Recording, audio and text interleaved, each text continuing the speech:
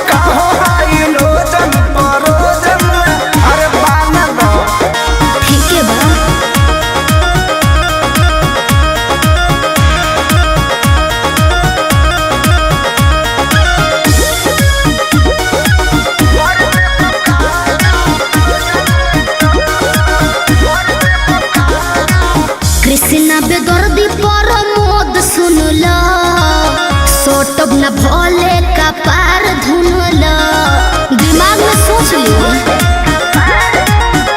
काहे भाव खटारू नहीं दाव खटारू सुननी हो नया पवाड़ा पाव खटारू आई लाइक इट रोटिया में नथिया उतार देबू का रउआ बड़ बतिए नी जी हाई लोजन परोजन में मार देबू का हाई लोजन परोजन